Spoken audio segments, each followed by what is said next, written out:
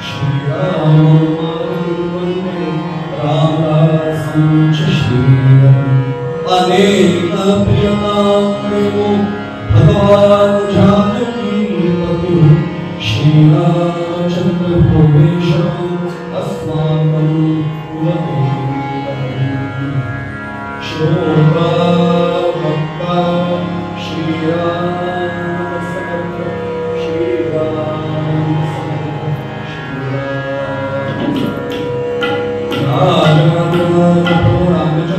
भगवान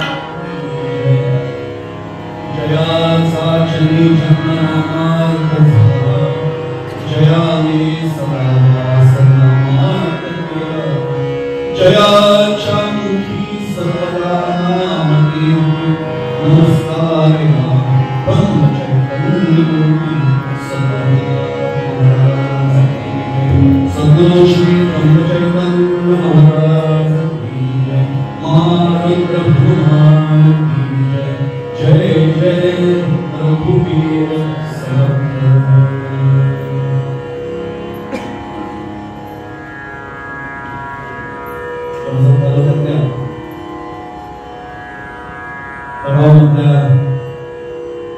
अत्यंत प्राचीन परंपरा लाभलेल्या या रामनवमी मंदिरामध्ये प्रतिवर्षाप्रमाणेच आयोजित झालेला रामजन्माचा किंवा रामनवमीचा हा महोत्सव आणि या पर्वणीच्या महोत्सवाच्या निमित्तानं त्याचा औचित्य साधून मी आयोजकात आलेली कीर्तन मालिका आज या कीर्तन मालिकेतलं दुसरं पुष्प या कीर्तनाला उपस्थित असलेल्या आपल्यासारख्या समस्त रामस्वरूप मायबाप श्रोत्यांचा प्रथम चरण स्पर्श करतो माझ्या उभय साथीदारांना वंदन करतो कृतीने शक्य नसलं तरी मनाने भावनाने आपल्या सर्वांच्या चरणी साष्टांग प्रणिपात करतो प्रत्यक्ष रामचंद्र प्रभूंना मारुतीरायांना आणि माझे सद्गुरू श्री ब्रह्मचैतन्य महाराज यांना प्रार्थना करतो की आजची सेवा आणि ही संपूर्ण कीर्तन मालिका त्यांनी त्यांच्या चरणी रुजू करून घ्या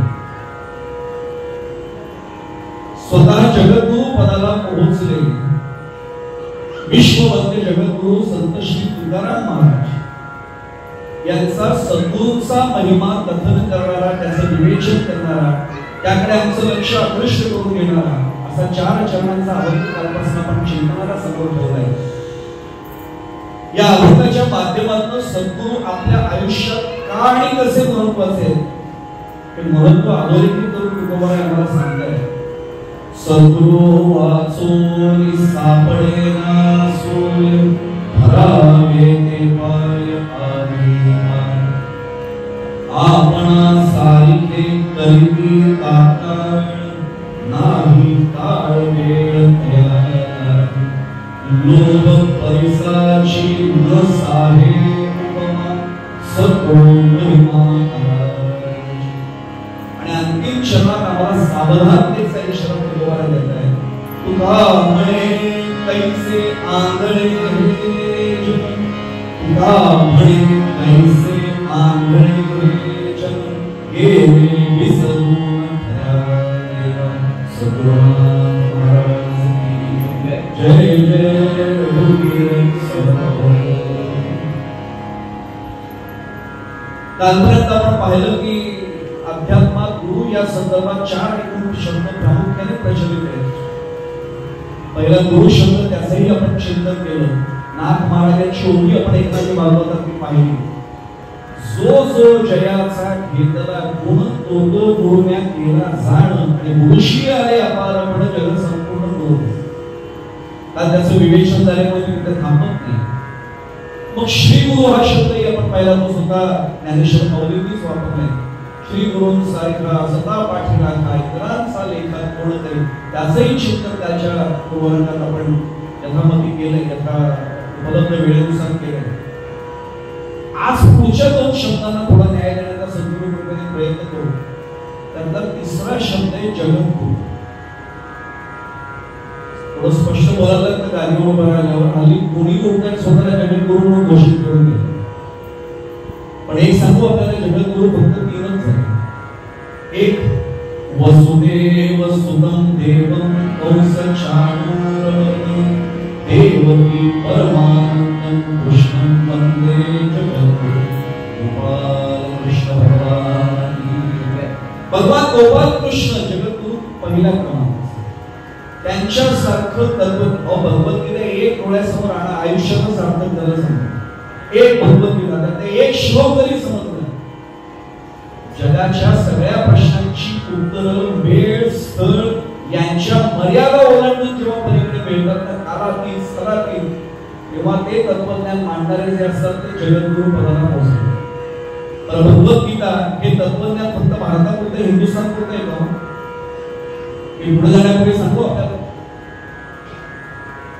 आचार्य ज्यांना आपण म्हणतो असे दोन आचार्य, श्रीमद राज्य शंकराचार्य आणि अलीकडच्या मध्ये दादा म्हणजे पांडुरंग शास्त्री आठवले, स्वाध्याय परिवाराचे प्रणेते, स्वतः धनंजय बेडेकरांचे साथीदार, आत्ताच अबुधाबीचं मंदिराचं दर्शन घेऊन आले आणि आम्हाला आता त्यांचं दर्शन नाही, पण आमचा नमस्कार अनुसरून तिथे पोहोचला. एक सांगू आपल्याला, आज तुम्हाला कदाचित वेगळं वाटणार नाही, पण पूर्वी युनायटेड अरब अमिरात, संयुक्त अरब अमिरात, कुठेही भागात तुम्ही ज्याला आखाती देश म्हणतात, तो दुबई असो अबुधाबी असो, कुठल्याही भागामध्ये जर आपण गेला, भजन किंवा गजल सुद्धा बाहेर ऐकून नाही गेला पाहिजे असा दंड असायचा. आणि अशा ठिकाणी एका आखाती देशामध्ये म्हणजे ते नाव घेऊन सांगतो बहारेन, दादांना आपल्याच काही भारतीयांनी प्रवचनासाठी बोलवलं. तर दादा भगवद्गीतेशिवाय जायचेच नाही. दादांना एका पत्रकाराने त्या विमानतळावर म्हणजे आपल्या परिभाषेत एअरपोर्टवर प्रश्न विचारला, दादा भगवद्गीतेवर तुम्ही आयुष्यभर प्रवचन करत आलाय, म्हणजे ही भगवान गोपाल कृष्णाची कृपा नाही, असू देत, पण म्हणजे एका वाक्यात आम्हाला सांगा भगवद्गीता म्हणजे नेमके काय? म्हणजे भगवद्गीता म्हणजे आपल्या हातात भगवान गोपाल कृष्णाने दिलेली विजेरी म्हणजे टॉर्च, बॅटरी, त्याला काही म्हणतात, त्याला अपेक्षित होतं हॅलोजन लॅम्प म्हणतील, काही फ्लड लाईट म्हणतील. म्हणजे दादा तुम्ही बॅटरीच्या रूपामध्ये त्या टॉर्चची विजेरी हो म्हणते, विजेरीची. थोडासा चेहरा त्याचा पडला, दादा लक्षात आलं. दादा म्हणजे तुला काय अपेक्षित होतं halogen lamp, nitrogen paper lamp, असं काय हवं होतं? ते दादा भगवद्गीता म्हटल्यानंतर केवढा प्रकाश विजेरी, ते म्हणजे वेड्या हॅलोजन लॅम्प एका जागेवर राहतो, तो तिथे प्रखर प्रकाश देईल, पण जेव्हा माणूस पुढे जातो ना त्याला नंतर अंधार येईल आयुष्यात. गोपालकृष्ण भगवंतांनी विजेरीची व्यवस्था या भगवद्गीतेच्या माध्यमातून अशी केली की अध्यात्माच्या वाटचालीमध्ये त्या पांढरस्वाला जेव्हा जेव्हा अंधार समोर येईल, भगवद्गीता त्याला विजेरीसारखे मार्गदर्शन करते. जिथे जाईल तिथे प्रकाश, जिथे जातो तिथे खूप आरास, म्हणून विजेरीची उपमा. आता लक्षात येईल दादा त्या भगवद्गीतेत किती मोजले असते. बहारीनच्या त्या विमानतळावर अडवलं त्यांना, सगळं सामान ठीक आहे म्हणजे हा ग्रंथ नाही देऊ शकतो. ते म्हणजे का? आता तो बहारीनच्या विमानतळावरचा सुरक्षा अधिकारी होता, त्याला काय माहिती विचार, त्यांनी पुराणाशिवाय ग्रंथच पाहिला नव्हता. म्हटलं हा ग्रंथ, ते म्हणजे काय हरकत काय नाही, याच्यावर भगवान गोपाल कृष्ण आणि अर्जुनाचं ते रथाचं आपल्याला माहिती चित्र आहे, ते म्हणजे हे युद्धाचं चित्र आहे, हे हिंसक आहे, हे नाही देऊ शकत म्हणजे. हसले ना ते म्हणजे तुम्ही राजवाड्यात फोन करा, राजांना विचारा, त्यांनी सांगितलं की उपयोग होणार नाही, आमच्या देशात अनुमतीच मिळणार नाही. ते म्हणजे विचारा का करतात, त्यांनी अनुमती विचारल्यावर सांगितलं की मला चर्चा माझ्याशी करायला सांगितलं. आणि दादांची आणि त्यांची चर्चा दरम्यान थोडक्यात सांगतो आपल्याला विषय चाललाय कृष्णोत्पत्ती जगद्गुरु, जगद्गुरु का म्हणायचं. दादांना त्यांनी प्रश्न विचारला की त्या राजांनी, प्रमुखांनी, शासनकर्त्यांनी, हा हिंदूंचा धर्मग्रंथ, दादा म्हणजे तुम्हाला कोणी सांगितलं हा हिंदूंचाच काय, हा अखिल मानव जातीचा मार्गदर्शक ग्रंथ आहे. आणि मग दादांनी सांगितलं की भगवान गोपाल कृष्णांनी केलेला एक उपदेश असा मला दाखवा की तो वेगळ्या धर्माचा कोणाला लागू नये. कर्मयोग असेल, भक्तियोग असेल, ज्ञानयोग असेल, प्रत्येक योग जन्माला आलेल्या प्रत्येक व्यक्तीला लागतो. हा अखिल मानव जातीचा ग्रंथ. आणि दादांनी त्याला वेळ 10 मिनिटाची होती. वेळेकर साहेब तिथे 1.5 तासाचं दादांचं प्रवचन त्याच्या समोर झालं राजवाड्यात. आणि त्यांनी नुसती अनुमती दिली, गादीवर जबाबदारीने सांगतो काढून पाहिजे असतो. आजही गुगलवर उपलब्ध आहे. त्यांनी दादांना सांगितलं तुमच्या प्रवचनात सगळ्या अनुमत्या मी तर दिलेल्याच आहेत.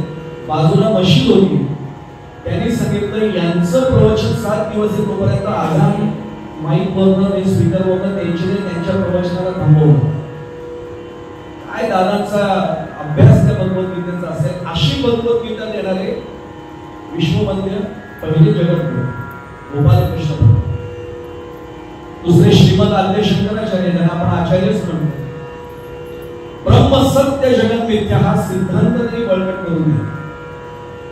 हे सर्व आपल्याला प्रत्येक क्षेत्रात असूया मत्सर द्वेष असतोच. काय फक्त राजकीय सामाजिक क्षेत्रात असतो असं समजायचं काही कारण नाही. धार्मिक क्षेत्रात पण असतो. मला उसकी कमीज वेरे कमीज से और सफेद पैसे हे फक्त रीलच्या जाहिरातीत होतं नसतं, एकही असतं. अरे आचार्यांना एवढं सगळं जगद्गुरू जगद्गुरू जगद्गुरू म्हणतात, मला का नाही म्हणत असं एका त्यावेळच्या आचार्यांना वाटायला लागलं, गुरुजींना वाटायला लागलं. आणि त्यांनी आपल्या शिष्याला सांगितलं, हा वाडगा नाही, वाडगा म्हणजे आजच्या काळात कोण, त्याला आपण पाऊल म्हणतो. इंग्लिश मध्ये उच्चार करा बोल असायला एवढं पुढे सगळे पाऊल पाऊल पाऊल वाडगा बोलूया. हा वाडगा रिकामा दिला आणि त्याला सांगितलं आचार्यांकडे जा. तुला ते विचारतील कशासाठी पाठवलं, की प्रयोजन. त्याने एवढंच सांग, तुम्ही जे ब्रह्म सत्य म्हणून सांगता ना ते ब्रह्म या वाडग्यात भरून द्या.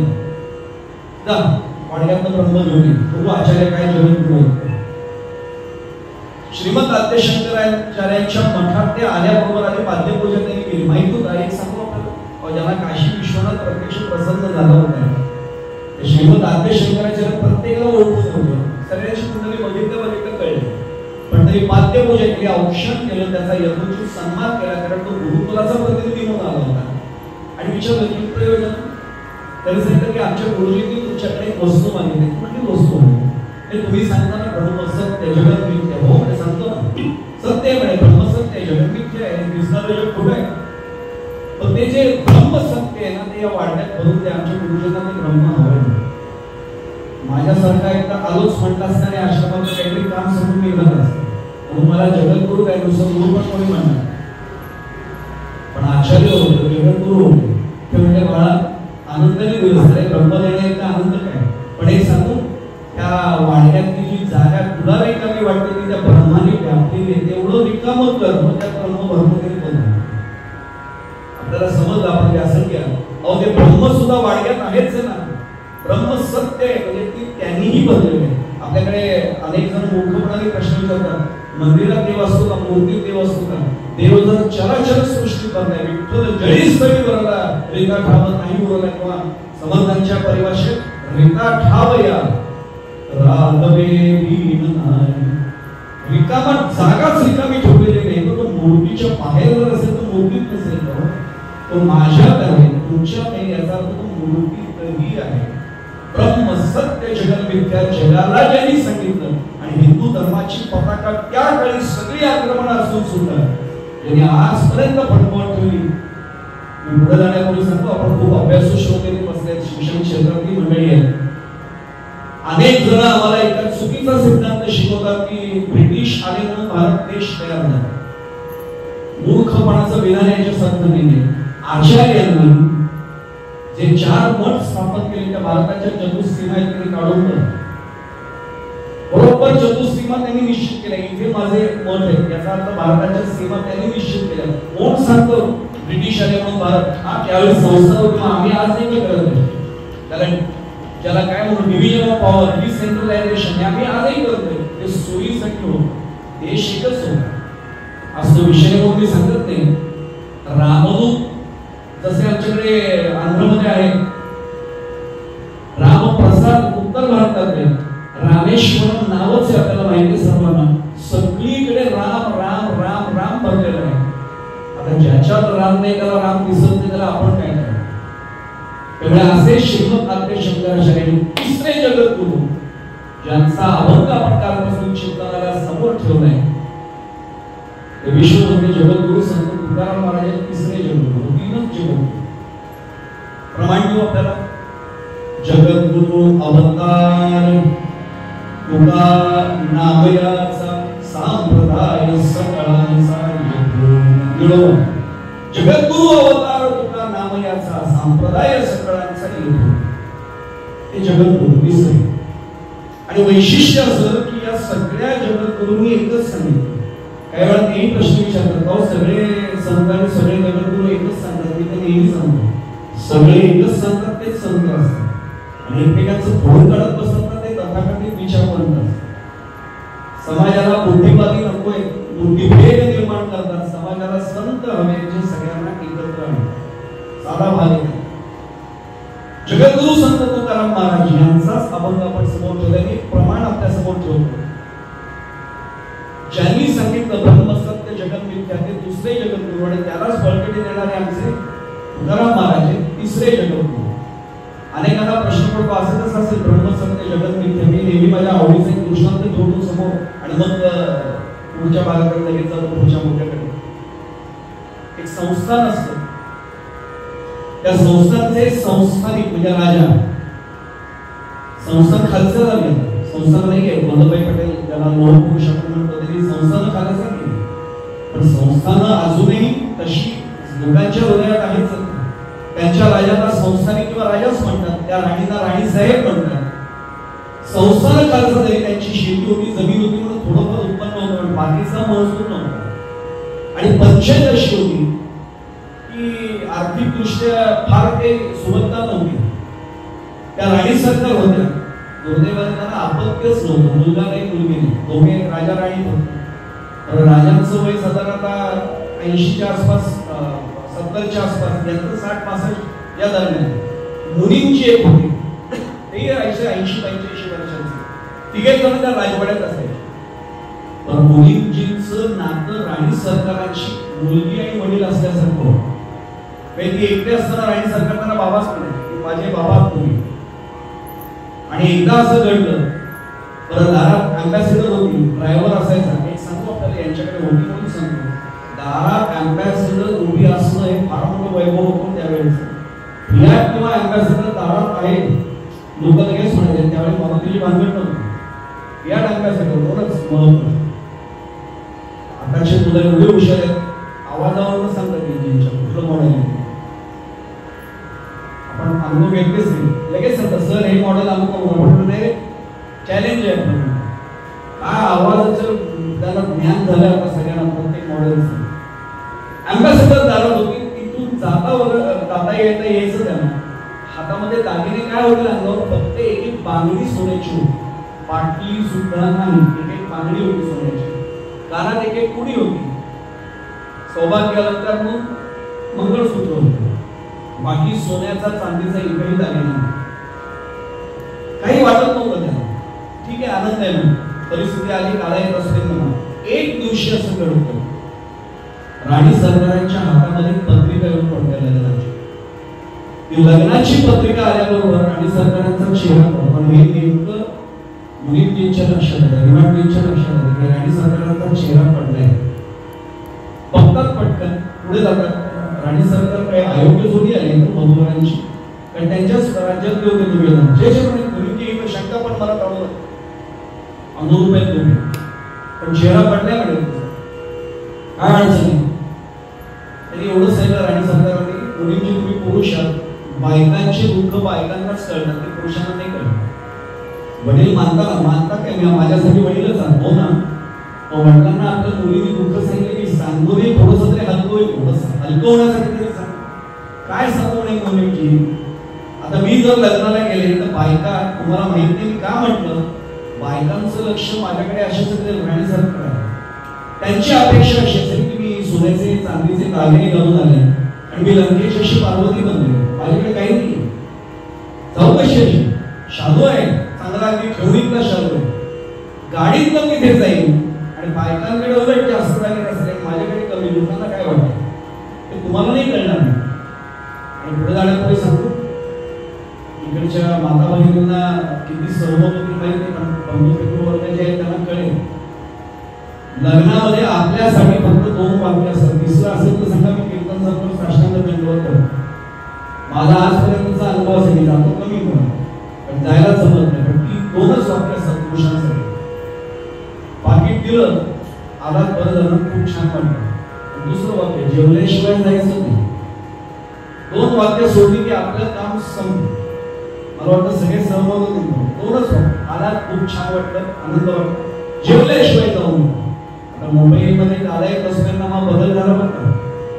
पहिले तिथे तर आता अशी गंमत आहे लोक आधीच 12 12:30 मुहूर्त असेल ना, 10:30-11:30 दरम्यान लोक आधी जेवूनच येतात वरच्या हॉलमध्ये. बरोबर आहे, हाफ प्लेट आपण आलेले असतात, ऑफिसला जायचं असतं, जेवून जा. ते मनात म्हणतात जेवूनच वरनं जेवूनच खाली उतरले पाकिट हेही सोडून देऊ आपण. यांनी सांगितलं मुलींनी मी माझा खजिन्याचा अभ्यास आहे म्हणून सांगतो तुम्हाला, तेवढे पैसे आहेत, मला फक्त 1,000 रुपये खर्च करायची परवानगी नाही, अनुमती नाही. 1,000. राणी सरकार म्हटलं वेळ झाले का मुलींची, 1,000 ते दागिने मिळतात का, भाड्याने येतात, तुम्हाला काय करायचं विश्वासाने वडील म्हणून सांग 1,000 रुपये. तुम्हाला कसली परवानगी, तुम्हाला दिली अनुमती, आलोच नाही. मुलींची बाहेर पडले, तास दीड तासात काही शॉपिंग बॅग्स हातात घेऊन आले, पलंगावरच त्या शॉपिंग बॅग्स ठेवल्या, पहिलाच खोका काढला, उघडल्यावर दागिना होतो सोन्याचा असं समजला. माझ्यासारखा माणूस बघू शकतो, मला पिंपळ आणि सोन्याचा पण फरक कळत आणि नाही कळत ते फार चांगलं आहे. मी तर नक्कीच सांगतो, उद्या मला जर उपाध्याय साहेबांनी पितळीची आमची जरी दिली तुम्ही सगळ्यांना दाखवत करेल, सोन्याच्या काय कळतच नाही. पण आम्ही फक्त लिहितो, everything that glitters is not gold, फक्त लिहिण्यापुरतं असं कळते खूप. यांनी पहिला खोका उघडला होता सांगितलं मुलींची बेटेक्सचे दागिने खोटे दागिने ते. त्यांनी सांगितलं राणी सरकार विकणाऱ्याला माहिती, खरेदी करणाऱ्या मला माहिती आणि तुम्हाला माहिती. अहो मग हे दागिने घालून मी सांगतो ना, हे फक्त औषध आहे, त्याला पथ्य आहे. ते म्हणजे कसलं पथ्य, काही नाही, हे दागिने सगळे घालून द्यायचे, सगळे तुमचं कौतुक करायला नाही, पण बोलायचं काही नाही, ओठ बंद ठेवायचं. आपल्या भाषेत सांगतो टाईट, ओठ नाही उघडायचं, ओठ बंद. आणि कोणी काही कौतुक करू दे, नुसतं हसायचं आणि 5-5 वर्षांनी आपल्याला दिसतात एवढंच करायचं. बहुतेक राणी सरकारची प्रॅक्टिस करून देते असेल निवडणूक लढवण्यासाठी, एवढंच करायचं. राणी सरकार म्हटलं पूर्ण खात्री बाळगला, म्हणलं हे औषध ते पथ्य, एवढं केलं रोग नाही येणार. राणी सरकार म्हणतात ना मी बाबा म्हणते म्हणून विश्वास ठेवून जाते. राणी सरकार सगळे दागिने परिधान करतात, लग्नाला जातात, मंडपामध्ये भरपूर गर्दी असते महिलांची. अँबॅसेडरचा आवाज येतो, त्यावेळी एखादीच गाडी असायची गावात आणि अँबॅसेडर आलेली कळली, सगळ्या बायकांना लक्षात आलं राणी सरकार आले, आवाजच बंद, सगळ्या गप्पा बंद आणि सगळ्यांचं लक्ष त्या मंडपाच्या दाराकडे गेलं. आणि राणी सरकारांनी पहिलंच पाऊल टाकलं, बायकांचा सुस्कारास सरकारांकडे बघा, काय दागिने बघ ना, अगं भिंतीपासून जोडव्यापर्यंत. मला एवढं माहिती एवढं सांगतो, बाकी फार विचारू नये. आणि लगेच बायकांची चर्चा सुरू झाली, अरे वाकीवर 5-5 तोळ्यांची एक वाकी तिथेच 10 तोळे झाले. आमच्या परिभाषेत बघू नका, आज काहीतरी बातम्यांमध्ये सांगितलं होतं 90,000च्या वर तोळे गेले, बरोबर, असं काहीतरी सुचत असेल तर सांभाळून नाही, आता काय अभ्यास नाही करत. आणि मेखलावर 20-25 तोळ्यांची मेखलाच आहे म्हणते.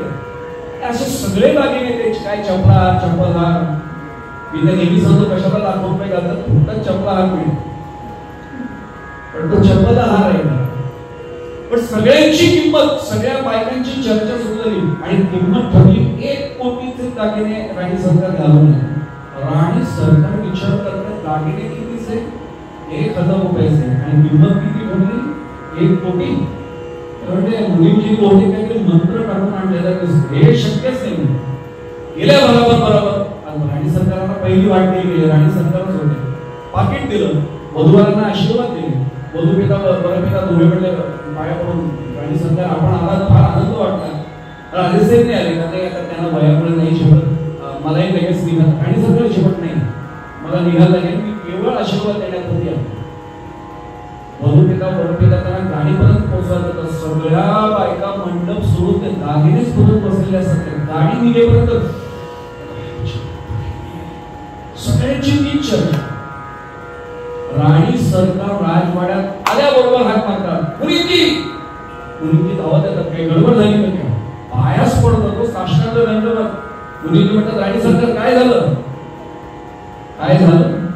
बाबा स्वतः माझे प्रत्यक्ष जन्मदाता असते तरी त्यांनी एवढी कृपा नसती केली, काय केली जादू म्हणजे काही नाही केली.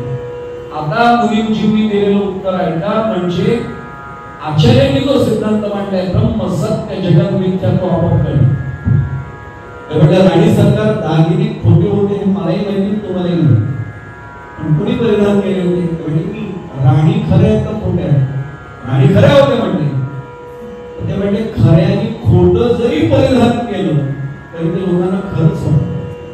उलट झालेलं असतं. माझ्या पत्नीने 1 कोटीचे काय 1.5 कोटीचे दागिने घालून तरी ती मंडपात केली असती. लोक म्हटले असते मुलींची बायको तिची काय अवकात आहे, बेंटेक्सचे दागिने. म्हणजे खोट्याने खरं परिधान करून सुद्धा ते खोटं वाटलं असतं, पण खऱ्याने खोटं परिधान केलं तरी ते खरं वाटतंय. ब्रह्म सत्य आहे, हे जे अधिष्ठान आहे ना, जे ब्रह्माचं ते सत्यच आहे.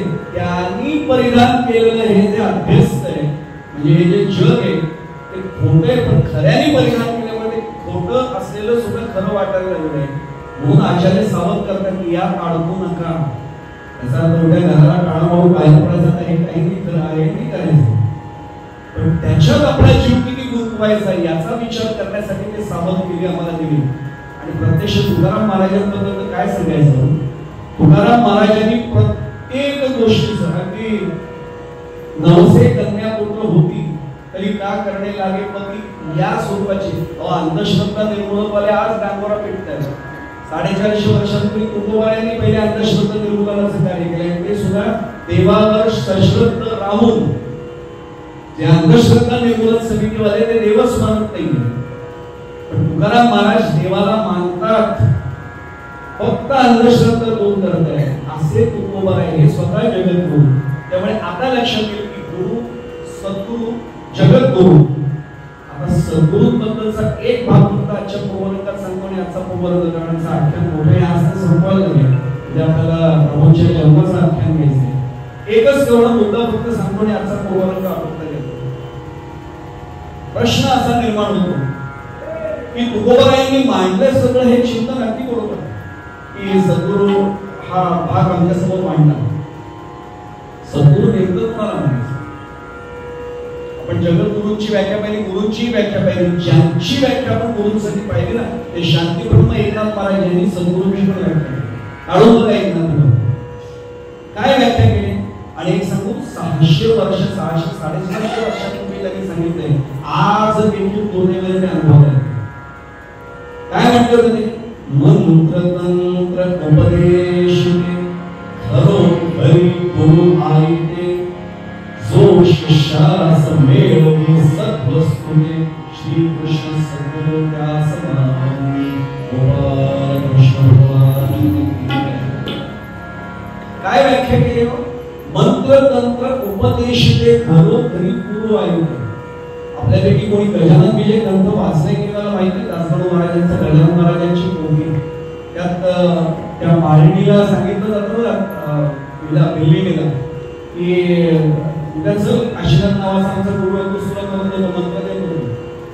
आणि मग त्यात वर्णन दासगणू महाराजांनी केले की आता दानात कोणी गोष्टी जर सांगितल्या आणि तो मंत्र ठरत असेल असे घरोघरी असे फुकट कितीतरी गुरु मिळतील. कानगोष्टी दिवसभरात आपण किती करतो. जो आपल्याशी कानगोष्टी करतो तो गुरु झाला का. कानगोष्टी करणं म्हणजे गुरु नव्हे.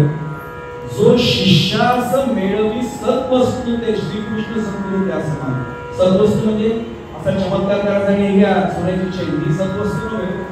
तो खुळखुळा झाला आणि खुळा आमच्या सारख्या खुळखुळ्यात अडकतो. जो शिष्यास मेळवी सद्वस्तू ते याचा अर्थ प्रत्यक्ष भगवंताची गाठभेट घडवून. वेळ कमी आहे म्हणून मी अगदी एका वाक्यात फरक सांगतो. मी विषयांच्या बाजारात भरकटत असताना माझा हात धरून जो मला वासुदेवासमोर आणून उभा करतो तो संत. मी परत सांगतो. मी विषयांच्या बाजारात भरकटलेला असताना माझा हात धरून जो मला वासुदेवासमोर आणून उभा करतो संत. हो वासुदेव इकडे तिकडे भटकून नको संत आहे कारण तुम्हाला सन्मार्गावर आणतो. पण तरी मग सद्गुरु का लागतो. त्याचं कारण असं समोर असलेला वासुदेव आणि तुझ्या अंतःकरणातला वासुदेव वेगळे नाही. हे शाब्दिक नव्हे अनुभूतीच्या पातळीवर जाणवून देण्यासाठी सद्गुरूंची आवश्यकता आहे. म्हणून तर सद्गुरु अनुग्रह वेळ कठीण तो सर्वथा पठण. कोरा संत परीक्षी मस्तकी लावणी थापटणे. मोरपंतांची आली आहे वेगळी तुम्ही म्हणत नाही बसतो. कठीण तो सर्वथा पटणे. अनुग्रहाशिवाय शक्यच काही नाही. पटणं कठीण आहे. पण घोरा संत परीक्षी मस्तकी लावणी सर्व थापटणे. सर्वथा पटणे आणि सर्व आता लक्षात येईल शब्दांची गणना. म्हणून तर आपल्याला तो प्रसंग माहिती आहे नामदेव महाराजांचा. आणि मग ते नामदेव महाराज विसोबा केशवांकडे गेले. बरं तुकाराम महाराजांचीच चरणांची ओळ आहे. आपणासारे हे करीत तात्काळ नाही काळ वेळ तयार आली. माऊलींनी अनुग्रह दिला विसोबा केशरांना. आणि विसोबा केशर त्यांच्या इतकेच अधिकारी झाले आणि त्यांनी नामदेवांना औंढ्या राहण्याचा तो अनुग्रह दिला. कधी पहा आपणासारे हे करीत तात्काळ. त्याच्यावर माझी वेळ संपले पण आजच्या प्रोग्रामची त्याच्यावर जात नाही. पण आता लक्षात येईल की अशी सर्व आवश्यकता अध्यात्मात असल्यामुळे आधी काय करावं लागतं. सत्तू वाचून सापडे ना सोय धरावे ते पाय आधी. आधी आधी या शब्दाचे अनेक अर्थ सांगितले जातात की आधी व्याधी एवढा उल्लेख फक्त करतो समजेल. पण इथे मी आधी आधी याचा एवढाच मर्यादित अर्थ घेतो की आधी प्रथम सद्गुरूंचे पाय. आता तरी जाय जाय घरी सद्गुरूंचे पाय. समर्थ रामदास औंढ्या नागनाचा विषय निघाला म्हणून सांगतो. गाभाऱ्यावर गेल्यानंतर विसोबा केशर वयोवृद्ध जरा जंजर अशा व्यक्तीचं स्वरूप घेऊन थांबले होते आणि पिंडीवर पाय ठेवले होते चपलेसकट. तोपर्यंत गुरु कृपा झालेली नव्हती. त्यामुळे पिंडीमध्येच फक्त भगवान झाले. बाहेर नाही अशी श्रद्धा होती. आणि पटकन नामदेव महाराज छोटंच वय होतं. कळते का तुम्हाला की पिंडीवर पाय ठेवले देवावर पाय ठेवले. म्हणजे मी आता वयस्कर झाले मला पाय काढवत नाही तूच पाय ठेवू ना. माहित नव्हतं हे सगळं पण पाय धरून उचलावे लागले तर धरावे ते पाय आधी आधी. मग पुढे दृष्टांत झाला आणि मग सद्गुरू आपल्याला कळले. आता लक्षात येईल फार तपशिलात आता जात नाही. उरलेल्या चरणांचं चिंतन हे उद्याच्या शेवटच्या पूर्वरंगामध्ये करण्याचा प्रयत्न सगळे करू. आज वेळेची मर्यादा लक्षात घेऊन आजचा पूर्वरंग इथेच मर्यादित ठेवून अख्या मोठ्या सगळ्या करायचं. मूळ अभंगामध्ये संत तुकाराम महाराज म्हणाले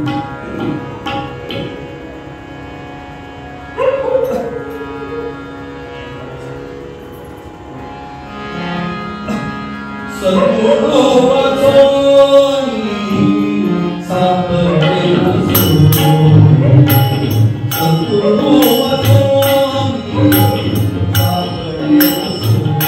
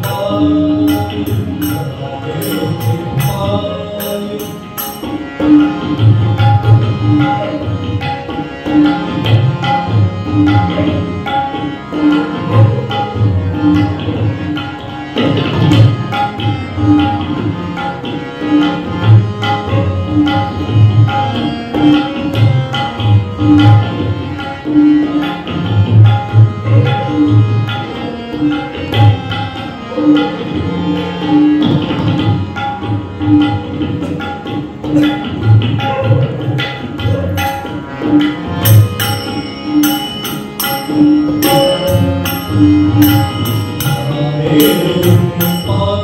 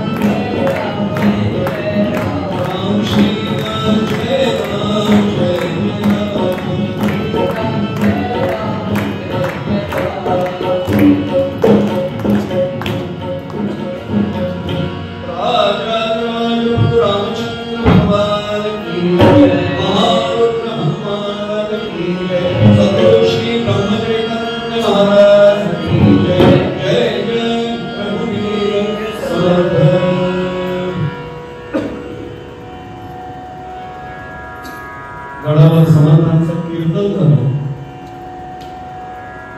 आणि वाराणसीचं काशीचं महत्व कीर्तनात समजून दिलं, विशद केलं गेलं. सगळ्या शिष्यांनी निर्णय घेतला की गुरुजींच्या बरोबर आपण काशीच्या यात्रेला जायचं. गुरुजींनी सांगितलं तुम्ही जाऊन घ्या. नाही गुरुजी तुम्ही आमच्या बरोबर पाहिजे. मग गुरुजींनी वाट ठेवली की कोणीतरी इथे व्यवस्था सांभाळणारे जबाबदारी घ्या. उपासनेत खंड नाही पडता कामा अशी जबाबदारी कोणी घेत असेल मी येतो तुमच्या बरोबर. आणि मग सगळ्यांनी सर्वात लहान वयाच्या अत्यंत निरागस निकाभाव मनात असलेल्या एका शिष्याला गाठलं. त्याला सांगितलं की समर्थांची यात्रा तुझ्यामुळे होणार आहे, काशी यात्रा. तो म्हटलं गुरुजी म्हणतील तसं. आणि काल आपण त्याचं नावही पाहिलं,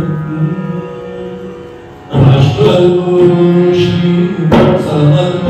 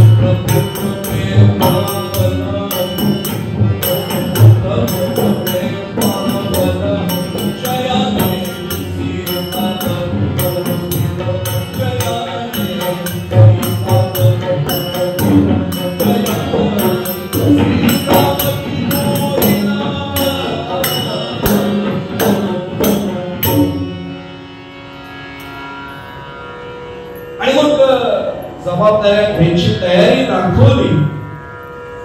समर्थांनी सगळी कामं समजून दिली. सकाळी उठून प्रात्यक्षिक दाखवलं आणि एक एक काम समर्थांनी सांगितलं. पहिली जबाबदारी ब्रह्मलोकावर उठण्याची होती. मी एकटा आहे, गजब नाही त्यावेळी, मला थंडी वाजते, कारण नाही सांगायची. जबाबदारी देत आहे. समर्थ सांगती अज्ञान, समर्थ सांगती अज्ञान, सांगितलं फेरी हे जीवन,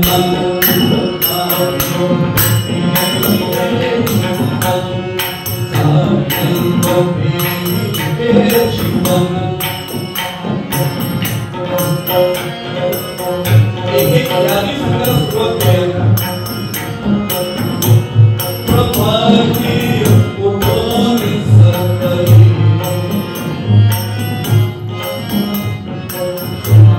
प्रभाती उपनी सतई,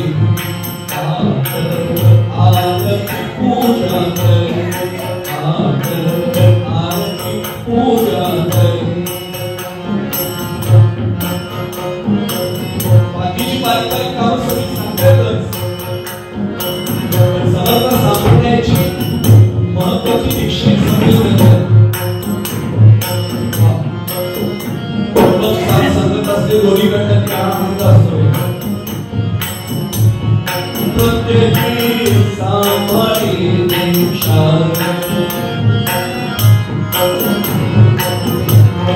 प्रत्येकी सांभाळी दीक्षा,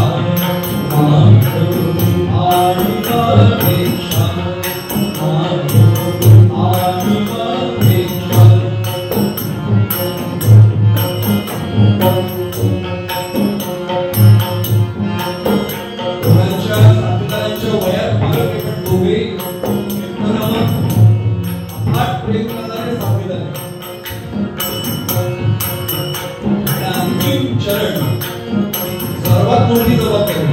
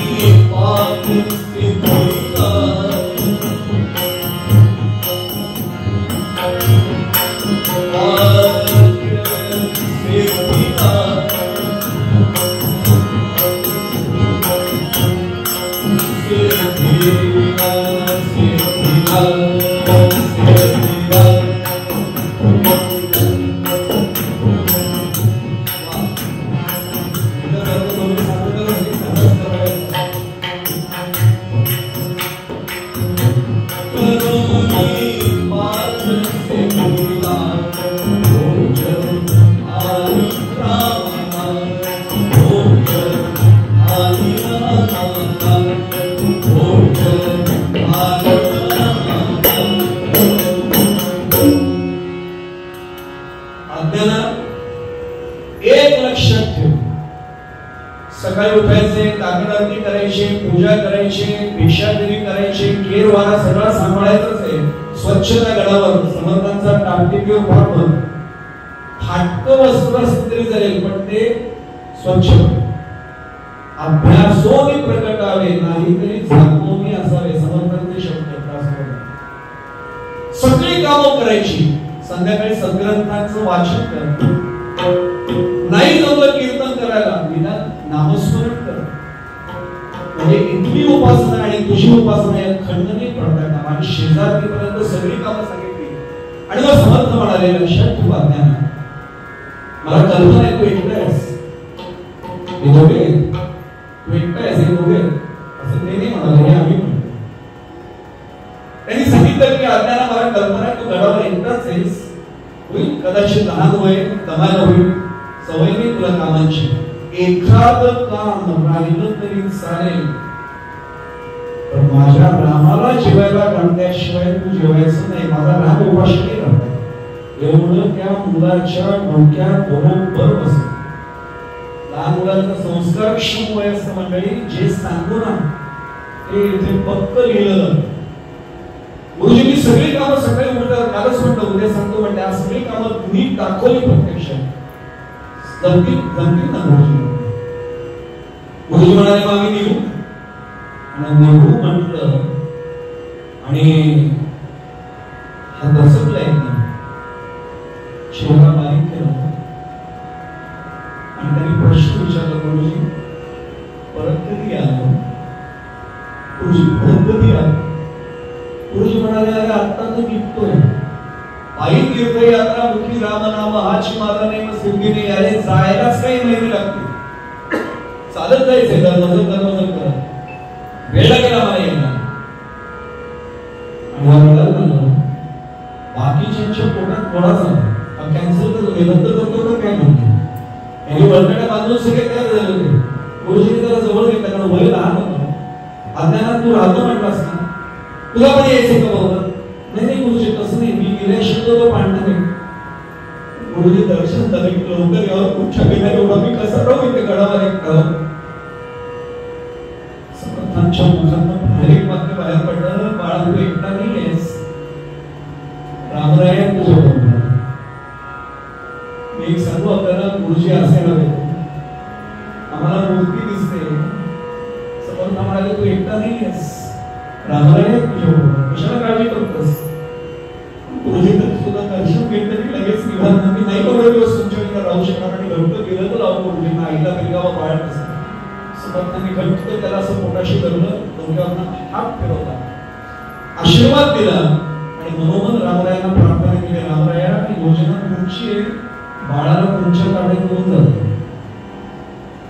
श्री महाराजांचं काय वाक्य, तुमचा हात विश्वासाने माझ्या हातात द्या की तो थेट रामरायांच्या हातात घेईन. समर्थांचाच पुढचा अवतार आमचे श्री महाराज आज्ञा म्हणाले गुरुजी लवकर या फक्त. आणि गुरुजी निघाले, सगळे बाकीचे तयारच होते.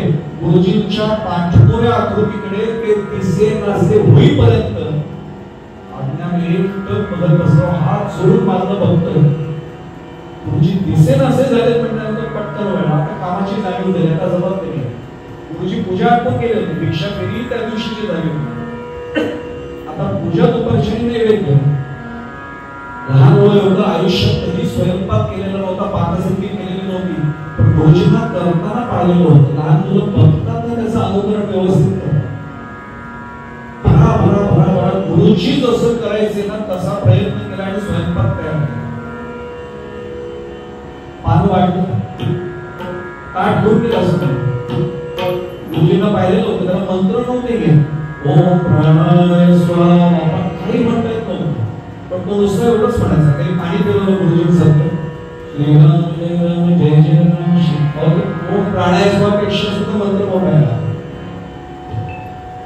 मनोभावे पूजा केली आणि रामांना बघतोय समोर. ताट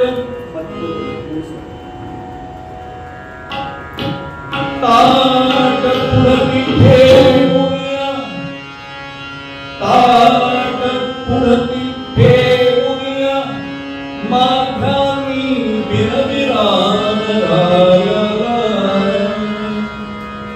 माथ्यात झाली ताट समोर ठेवलं आणि रामरायांना प्रार्थना करतो. का यांच्या मनामध्ये संकल्पना अशी होती, गुरुजींनी काय सांगितलं, रामरायांना उपाशी नाही ठेवायचं. त्यामुळे हा बोलतोय त्यांना, त्यांच्याकडे एकच बघतोय आणि सांगतोय, मी पुन्हा सांगतो मूर्तीकडे नाही तो रामरायांकडे पाहतो ना, एकच बघून सांगतोय. ताट पुढती ठेवूया, माथ्यानी बिनविराम राया. भक्त प्रेमार्पित भक्त प्रेमार्पित थोडे गोड करुणी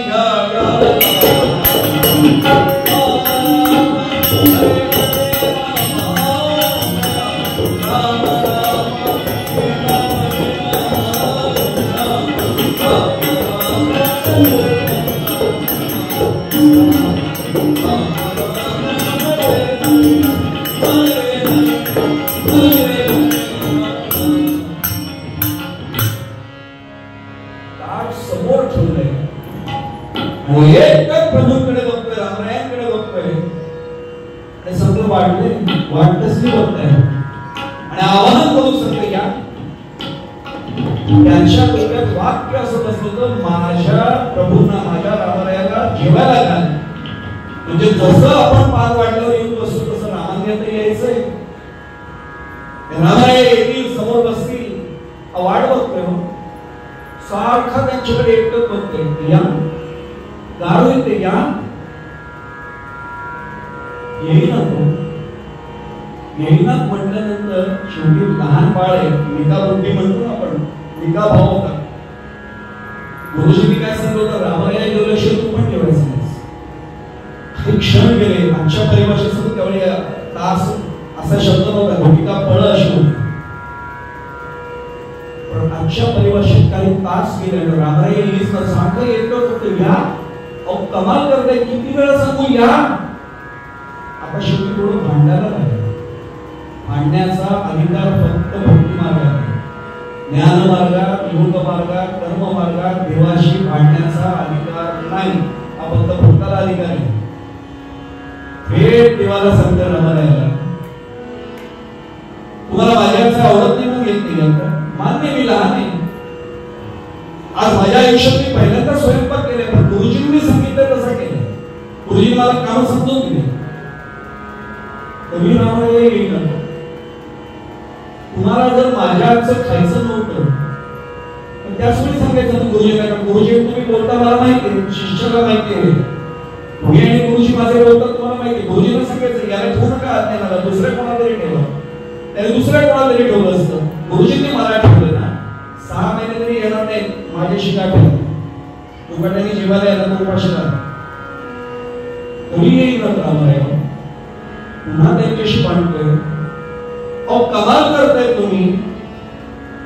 माझ्या गुरुजींसारखं मला जमलं नसेल पण हळूहळू जमायला लागेल. पण आज आहे तसं गोड मानून घ्या. दुकानाने या आता, फार वेळ झाला. अहो मी पण उपाशी आहे आणि गुरुजींच्या आज्ञा तुम्ही जेवल्याशिवाय मला जेवता येणार नाहीये, या लवकर. तरी येईल ना.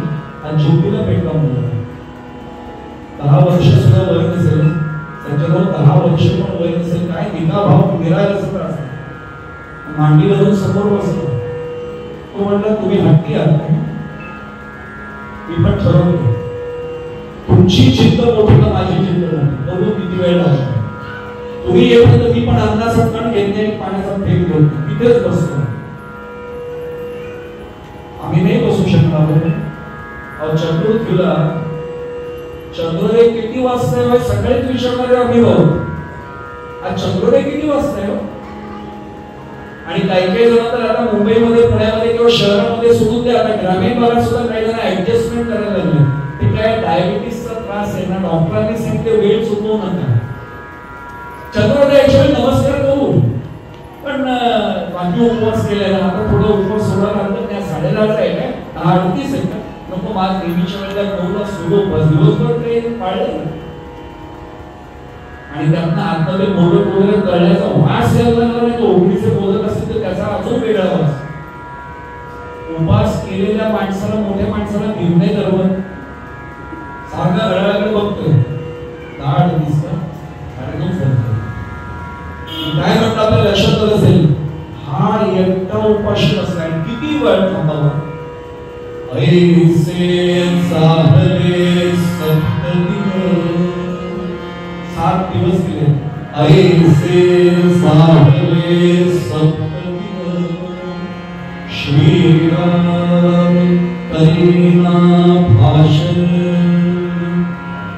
निश्चयाचे बळ एकवटून प्राण अर्पित होय. 7 दिवस गेले हो, पोटात अन्नाचा कण नाही, पाण्याचा थेंब नाही. उठवतही नव्हतं, ग्लानी आल्यासारखं झालं होतं. कसा बसा थरथर त्या हाताने असा आधार घेत घेत घेत पुढे गेला, संथऱ्यापर्यंत गेला. कठड्याला हात धरला आणि उभा राहिला. रामांकडे रोज ठाणतोय. माझे गुरुजी म्हणाले की तुम्ही करुणा करा, कृपावंत, मला काय त्यांच्यासारखा अर्थ नाही कळत, पण मी गुरुजींना सांगणार आहे आल्यानंतर, हा देव दुसरा दगडाचा बाहेरच नाही, आतूनही दगडाचाच आहे. काही त्याला बाजत नाही, कुठं नाही, पाषाणाचा दैव आहे हा. येऊ देत गुरुजी. अहो आता तरी या 7 दिवस थांबलोय, मला नाही उभं राहू द्या, आता तरी या. नव्हता बोलत त्यांनी शेवटी डोळ्यात पाणी आणून सांगितलं, माझ्या गुरुजींना जर समजलं की तुम्ही नाही जेवला, मी नाही जेवलं हे समजेल मान्य, पण तुम्हाला 7 दिवस मी जेवायला नाही घालू शकलो, गुरुजींना कळलं, मला मारलं तरी चालेल, पण गुरुजींनी तर मला गडावरून जा सांगितलं. कुठे मी जाऊ रामराया, निदान गुरुजींच्या शब्दासाठी तरी या, रामराया या, आता तरी या. एक तर तरी असं थरथर शरीर वगैरे बघतोय, तरी रामराया यायला तयार नाही. आणि शेवटी तो एवढंच म्हणाला, येत नाही आता, नाहीतरी गुरुजींनी हाकलून देण्यापेक्षा हा जीव तुमच्या चरणाशी मी आता देऊन टाकतो, नाही राहायचंय मला. तुम्ही जर माझ्या आमचा स्वयंपाक खायला येत नाही ना, नैवेद्य घ्यायला येत नाही ना, गुरुजींची आज्ञा माझ्याकडनं मोठी जाणं म्हणजे देहांतच जरा तुमच्या चरणाशी अंतच करतो. आणि नुसतं केलं नाही, सगळी ताकद एकवटे, हात घट्ट धरले थरथरत असताना सुद्धा असं मस्तकाला आवेग केला आणि आपटणार. रामराया भक्ताचा जीव गेली तो, बाबांचे कोमल हात असे समोर आले. खालचा चौतरा आणि अज्ञानाचं कपाळ यांच्यामध्ये बरोबर ते हात आले. तरी भागावर येईना. सोडा मला, कोण आहे? सोडा मला, कळू देत माझ्या गुरुजींना. हा दगडाचा देव आहे, आतून दगडाचा, बाहेरून दगडाचा, येतच नाहीये, काही गणव नाही याला भक्ताची. रामराय त्याला म्हणतात, अरे वेड्या वर तर बघ. कशाला बघायचं वर? मला फक्त रामांकडे बघायचंय, मला नाही कोणाकडे बघायचं. तू का भक्त तर असं बोल. आणि वर बघतोय साक्षात रामचंद्र प्रभू समोर आहे. 10 वर्षाच्या मुलासाठी रामरायांना यायला लागावं निश्चय होतो. आणि काय झालं नेमकं? पाहुणे निश्चयाला, पाहुणे निश्चयाला रघुपती सगुण रूपी नटला.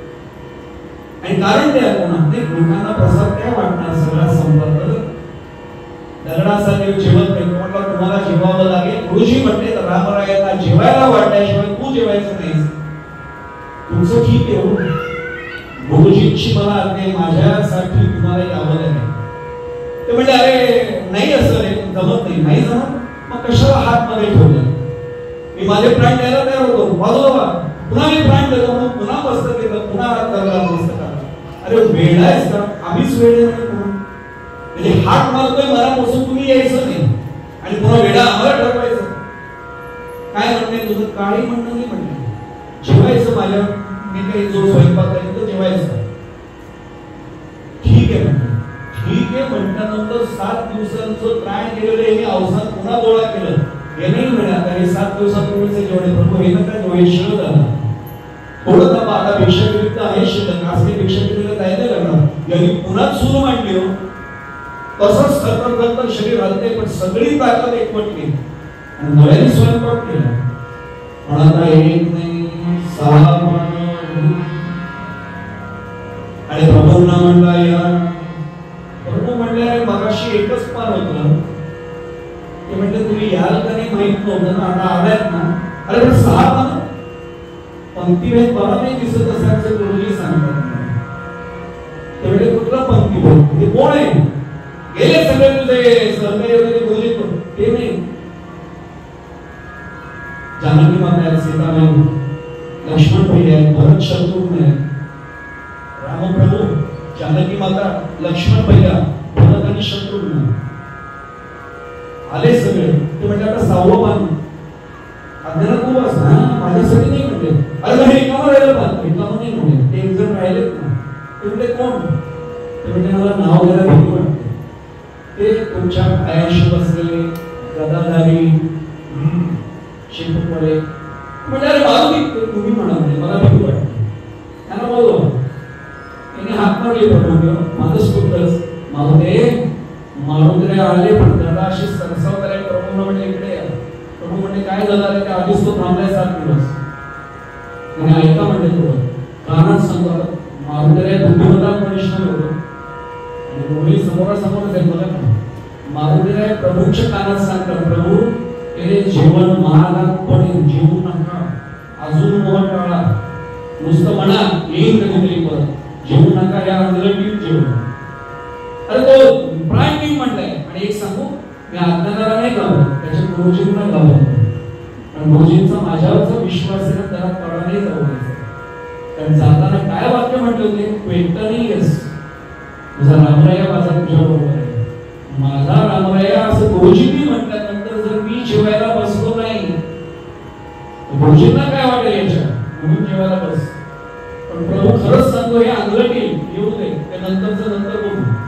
महाविष्णूंचा दौरा येतो बस उकाट्याने आणि सगळे बसले आणि हा अज्ञान त्यांना आग्रह करून करून वाढतोय. बाकीचे सगळे शिष्य गुरुजी बरोबर यात्रा करतात तिकडे आणि हा प्रत्यक्ष राम पंचकनाला जेवायला वाढतो. आम्ही फक्त नैवेद्य दाखवतो उपाध्याय, पण हा भरवल्यासारखं वाटतोय. तृप्त झाले सगळे. हा म्हणता माझ्याकडे अजून सवय नाही, हळूहळू होईल. आता अनेक महिने मीच आहे आता स्वयंपाकाला, होईल माझ्या अंगाला पण सवय होईल.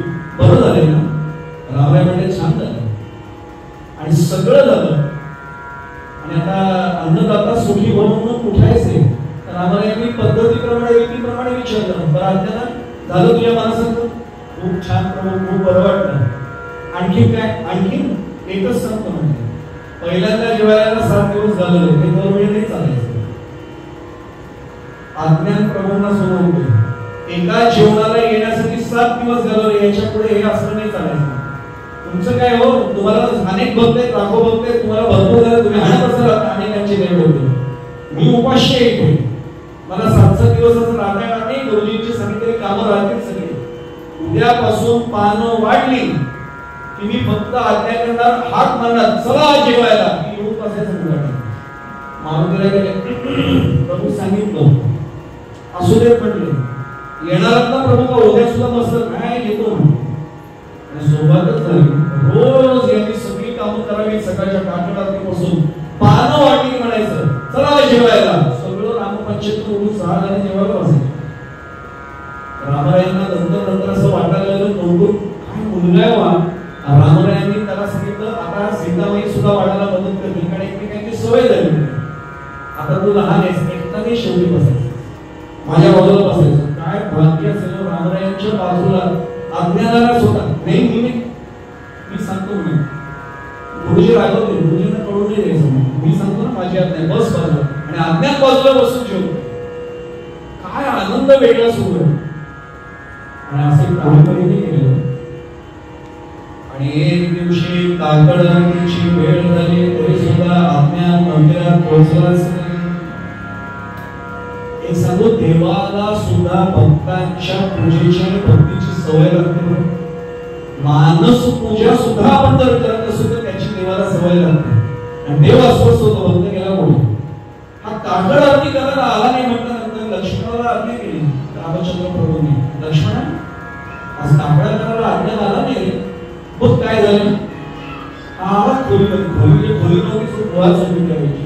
त्या गुहेमध्ये तो आडवा आज्ञा झोपलेला होता. लक्ष्मणाने कपाळाला हात लावला आणि हात असा मागे घेतात चटकाच बसला होता आवाजाचा. आणि पटकन आला तो. दादा तापे आज्ञाला हो. जागेवरनं जगाचा भवताप घालवणारा राम आपल्या भक्ताचं कौतुक करण्यासाठी खोलीत त्याच्या कक्षापर्यंत आले आणि ते स्वतः कपाळाला हात लावले. आज्ञाला ताप आहे तुला? हो, मी तेच बोलायला येणारच होतो. काय येणार होतो?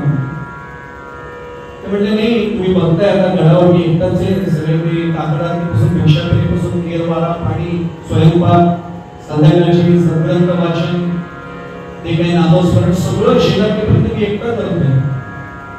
आता मला ते झेपलं नाहीये म्हणा, काही म्हणा, पण आजारी पडले. हो, ते कळतंय नाही मला. मुळची उभी अशी आहे, ऐसे क्रमिता काही सकलांसी भोले आज्ञा. आज्ञा म्हणाले आय पे करिता भोज मी एकता कष्ट. रामरायांना म्हणला, रामराया मला गुरुजींची आज्ञा काय होती? माझ्या रामरायाला उपाशी ठेवायचं नाही, त्याला जेवायला घालायचं. पंक्ती भेद नको म्हणून मी सगळ्यांना जेवायला वाटतो. बरोबर हो म्हणजे मग बाकीच्या आयतं जेवावं हे योग्य आहे का? रामरायांना आपल्यापर्यंत काय वाटलं नव्हतं, काय मेहनत करून. ते म्हणणं काय तुझं? ते मला बाकीच्यांची मदत, अरे बाकीच्यांची कशी मदत मिळेल? ते सगळे काशीला पोहोचले पण नसतील, तेही मला माहिती नाही. मी तुम्हाला वाढण्याला बांधलेले, बाकीचे आयते लोक ते बरोबर नाही. म्हणजे मग तुझं म्हणणं काय? म्हणणं काय म्हणजे परत त्यांनी पाणी घालण्याचं काम करावं. शत्रुघ्नाने केरवाला सांभाळ, चौऱ्यात राहण्याचे त्यांना अनुभव आहे. त्यांनी केरवाला सांभाळावं. ते तुमच्या पायाशी मजबूत खातं बसले ते मन खातच आहे. म्हणजे मनातच त्यांचा विहार नेहमी असतो. त्यांना म्हणा सरपण जे लागतं लाकूड पाटा चुलीसाठी, ते लाकूड त्यांनी आणावं. केरवाला या बरेच शत्रूंपैकी सांभाळले की लक्ष्मणाला म्हणून भिक्षा केलेल्या मध्ये तू जा. मीच प्रत्येक वेळी जाणं मला नाही शक्य होतं. लक्ष्मणाचं सुद्धा पाठच शिव. लक्ष्मण ते कंडो शेषच करून त्याला म्हणून भिक्षा किती तू सांभाळ. आणि आता तो अज्ञान म्हणतोय बायकांच्या जाती. मी पुन्हा सांगतो, हे माझं वाक्य नव्हे, मुळाचं वाक्य नाही. हा अज्ञान म्हणाला बाईच्या जातीने आयतं जेवण तसं बरोबर नाही दिसत ना प्रभू. त्यांनी थोडंसं कोथिंबीर चिरते, कणिक मळते, असं काहीतरी म्हणावं. रामराया हसताय तो. गुरुजी काय भक्ती करतायत आणि हा अज्ञान पण निक्षुप्त निका निरागस भाव. बरं म्हणजे महाराजांकडनं सांगतायत प्रभू तुम्हाला मी सांगितलं हे आणलं असू देत म्हणजे गुरुजी पण सांभाळायला गेले.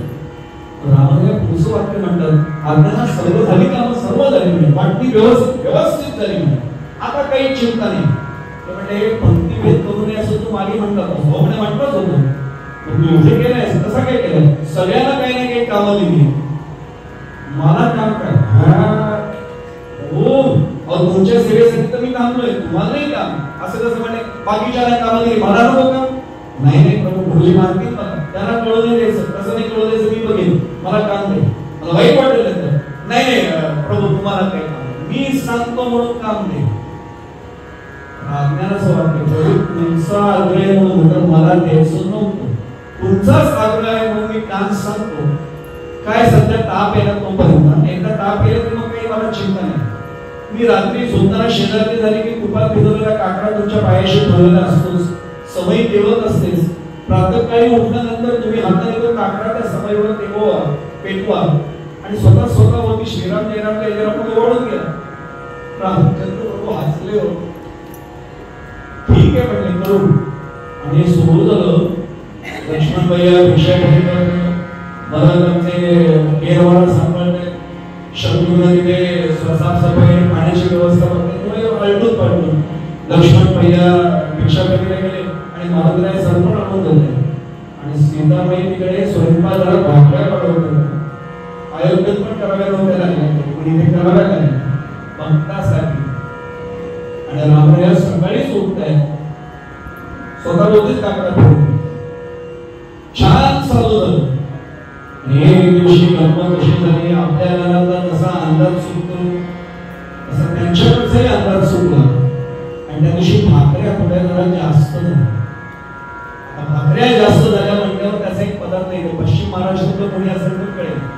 शरद पवार फार छान वर्णन करतात. ते म्हणतात स्वच्छ हाताने शेळ्या भाकऱ्या कुस्करायच्या त्याच्यावर दही दूध थोडं थोडं टाकायचं त्याच्यावरती फोडणी छान द्यायची थोडी साखर थोडं मीठ आणि अशा प्रकारे तो काला तयार झाला. सगळ्यांची पानं वाढली.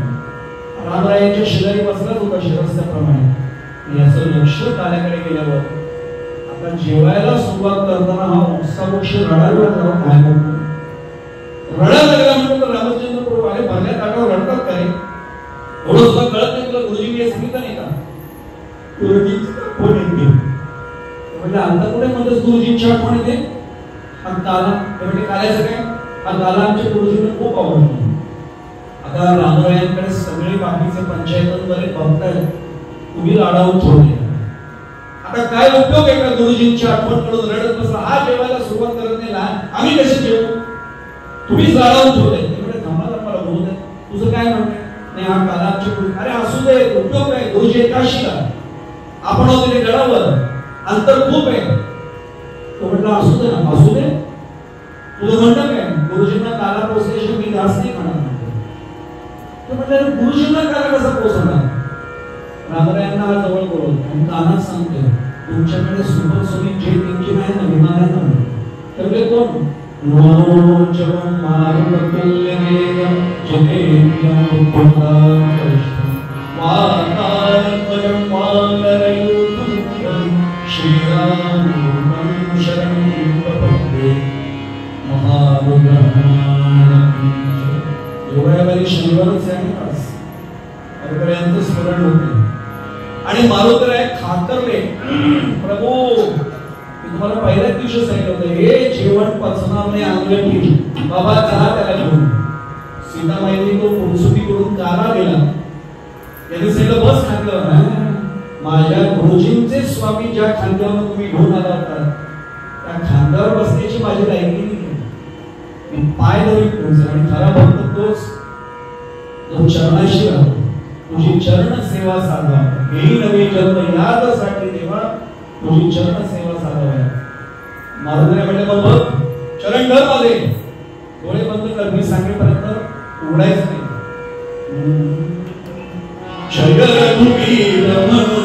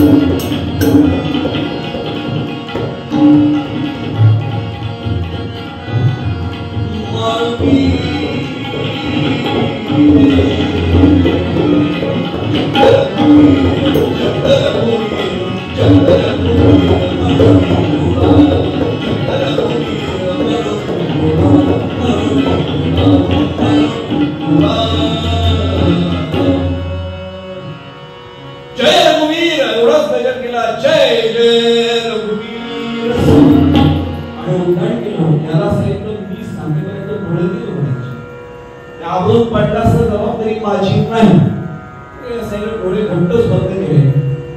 मारुतीरायांना गडावर काशीला पोचायला काही क्षण सुद्धा नाही लागलं. पायाला उभी माती लागल्या असेल अज्ञाना डोळे आलं काशी. एवढ्यात कसं तुला काय चौकशा करायच्या? डोळे उघड सांगितले, डोळे उघड.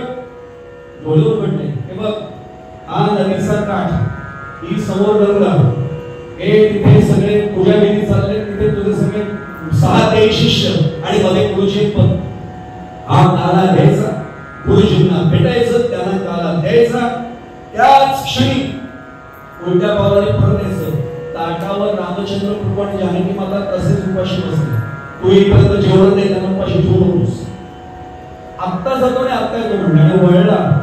मारुतीरायांनी शेपटेच टाकले, पायात तंगच झाला. असा दर्श होणार. आता काय झालं? गुरुजी विचारले, कुणी आणलं? काय सांगशील? सांगेन मारुतीरायांनी आणलं.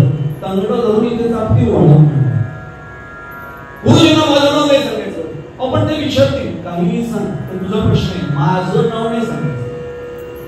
नाही सांगणार म्हणलं. घाबरलाच होता, कारण माहिती होतं वर्णन काय. आणि आज धावत सुटलं. वासरू जसं आईला पाहिलं धावतं ना, समर्थकडे आणि शिष्य ओरडत आले, गुरुजी आज्ञा आला. आणि काही जणांनी लगेच प्रतिक्रिया द्यायला सुरुवात केली. आम्हाला वाटतच होतं हा काय थांबणार नाही, आई येणार आपल्या पाठोपाठ. आणि आता बोलताय त्याला थांबायचं तर आम्हाला नाही कसं करायचं, आम्ही थांबलो असतो इथे आल्यावर. गुरुजी म्हटलं थांबा, त्याला येऊ तर बोलत त्याला विचारू दे मला. हा आला आणि गुरुजींना खट्ट पिरजला, साष्टांग दंडवत पुन्हा मीठ मारले. डोक्याला हात पकडला. एवढं बरं वाटतं. काही महिन्यानंतर गुरुजींचा हात डोक्यावर फिरवत होता. गुरुजी म्हणले, आज्ञा ना, तुम्ही आमच्या पाठोपाठ आलाच? नाही. अरे गडावर तुला श्रीकृष्ण उपासनेत खंड नाही पडता कामा नाही पडलेला. सगळी कामं झाली पाहिजे, सगळी कामं होत आहेत. आणि तू इथे, आम्ही सगळे इथे, काय माणसं ठेवलेत का? माणसं नाही ठेवली, पण कामं होत आहेत. गुरुजींना कळेना माणसं ठेवली, कामं वेळच्या वेळी होतात, कसं शक्य आहे? काय झालं नाही म्हणते. ते म्हणजे तर नंतर सांगतो. तू आला कशासाठी? काला. ते म्हणजे कसला काला? हा काय तुम्हाला आवडतो नाही म्हणून. अरे काला घेऊन तू आता गडावर आलास? हो म्हटले. तुला मी अजून काही सिद्धी दिलेलं नाहीये. तू आला कसा?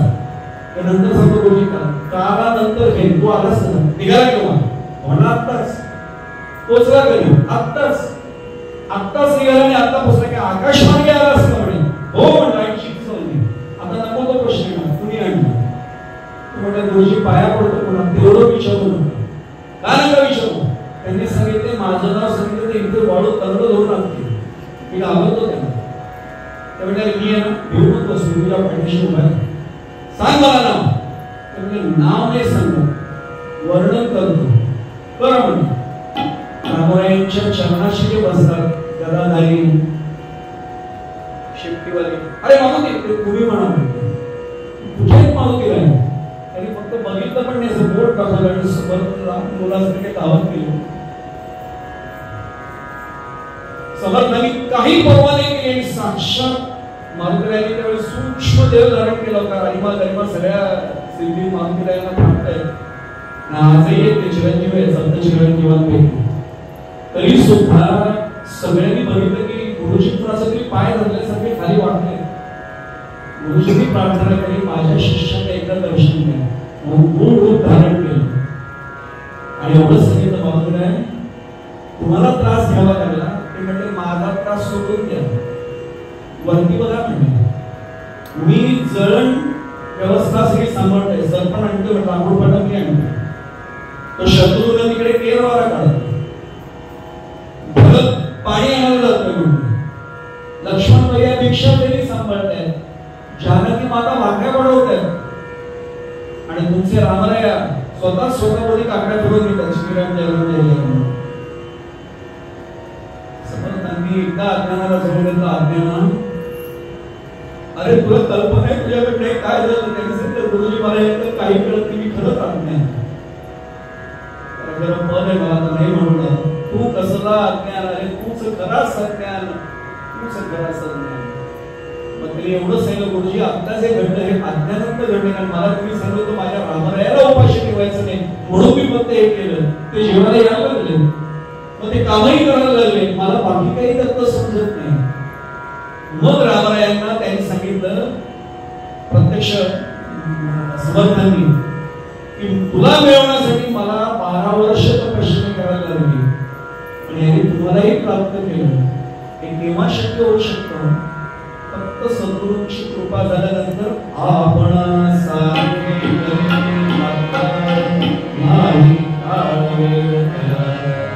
समर्थांना रोज दर्शन करत होतं रामरायांचं आणि या 10व्या वर्षी अज्ञानाला हे दर्शन करू शकतं केवळ आपणासारखे करीत तात्काळ म्हणून सद्गुरू वाचोनी सापडे नासतोय.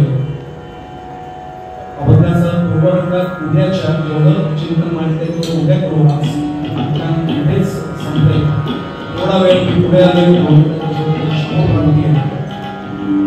अभंगामध्ये तुकाराम महाराजांनी सद्गुरूंची जी पद्धती सांगितली तेवढं चिंतन एक चरणाचा प्रयत्न करूया आणि हे भावना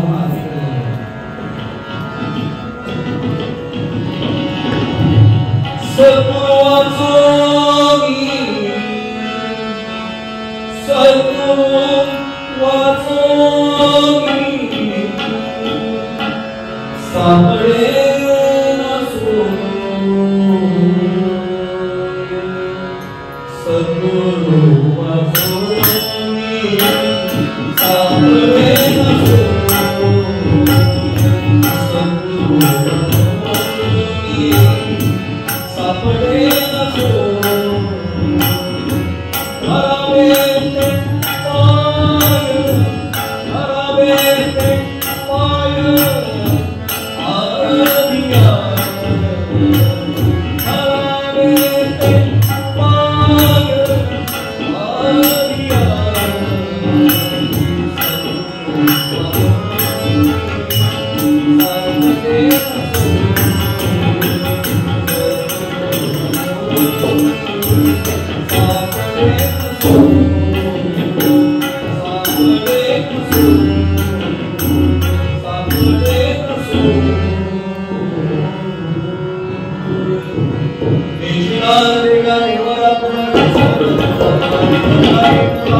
Thank you.